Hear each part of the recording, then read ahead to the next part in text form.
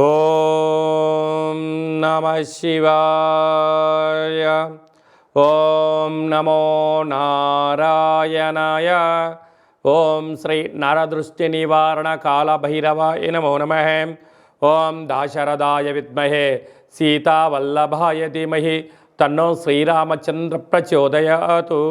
హరి ఓం. మా ఛానల్కి స్వాగతం.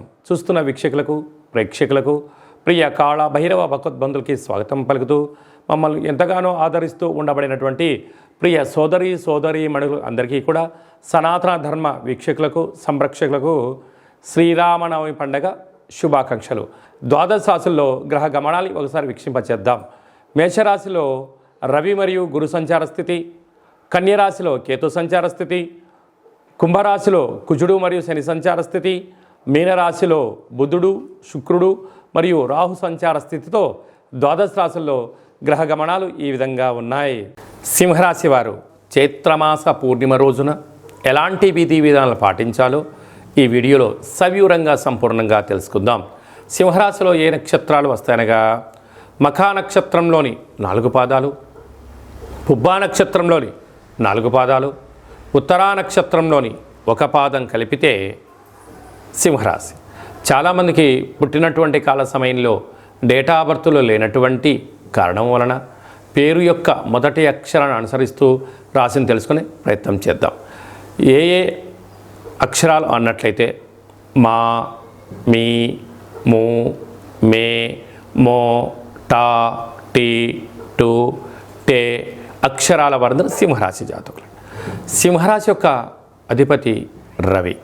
వీరికి 2వ స్థానంలో కేతువు, సప్తమంలోనే కుజుడు శని సంచార స్థితి, ఒకవైపు కుజదోషము, అష్టమంలో బుధుడు శుక్రుడు రాహు సంచార స్థితి, భాగ్యస్థానంలో రవి గురు సంచార స్థితి ఉండడం వలన వృత్తులలో, ఉద్యోగాల్లో, వ్యాపారాల్లో, ప్రభుత్వ సెక్టార్లో, ప్రైవేట్ రంగ సెక్టార్లో ఉండబడిన వారందరికీ శత్రువులు పొంచి ఉన్నారు.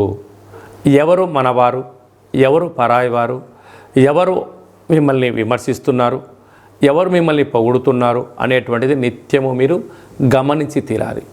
అదియే కాకుండా చేస్తున్న సేవారంగ కార్యక్రమాల్లో అనేక మంది విమర్శలకు మీకు సిద్ధమవుతున్నారు.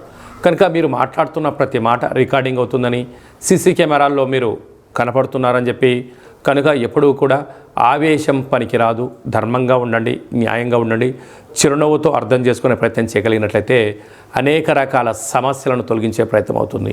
మీ జన్మ నక్షత్రం రోజున అష్టమి పూర్ణిమ తిథి అందున ఎంతో జాగ్రత్తగా ఉండాలి సుమా. కనుక ఇలాంటి కాల సమయంలో ఎరుపు రంగు క్లాతులో ఒక దోషుడు ఎరుపు అన్నాన్ని కలిపి ఎర్రటి ఒత్తితో దిష్టి తీసి ప్రవహించే నీటిలో వేయడం కానీ, తెల్లజిల్లెడు వృక్షం దగ్గర పెట్టడం వలన నరదృష్టి శత్రు ప్రభావాలు తొలగిపోతాయని చెప్పి గమనించాలి. అందరికీ శుభం, జయం, లాభం కలగాలని కోరుకుంటూ ఆశీర్వచనం. శతమానం భవతి శతాయు పురుష సతేంద్రియ ఆయుష్యేవేంద్రియే ప్రతిష్టతి ధనం ధాన్యం బహుపుత్రలాభం శత సంవత్సరం దీర్ఘమాయు. సర్వే జనా సుఖినో భవంతు, లోకా సమస్తా సుఖినో భవంతు. సర్వం కాళభైరవ దేవతార్పణమస్తు. ఈ వీడియో మీకు నచ్చినట్టయితే లైక్ చేయండి, షేర్ చేయండి, మా ఛానల్ని సబ్స్క్రైబ్ చేసుకోండి. మేము చేస్తున్న ఆధ్యాత్మిక వీడియోలు మీకు ముందస్తుగా నోటిఫికేషన్ రావాలి అన్నట్టయితే గంట సింబల్ ప్రెస్ చేయండి, ఆల్ అని బటన్ కూడా తెలియచేయండి. మీరు ఎవరి క్షేమాన్ని అయితే కోరుకుంటున్నారో లేక మీ క్షేమాన్ని ఎవరైతే కోరుకుంటున్నారో వారందరికీ ఈ వీడియోను ఫార్వర్డ్ చేసి భగవంతుడి యొక్క ఆశీస్సులు పొందగలరు.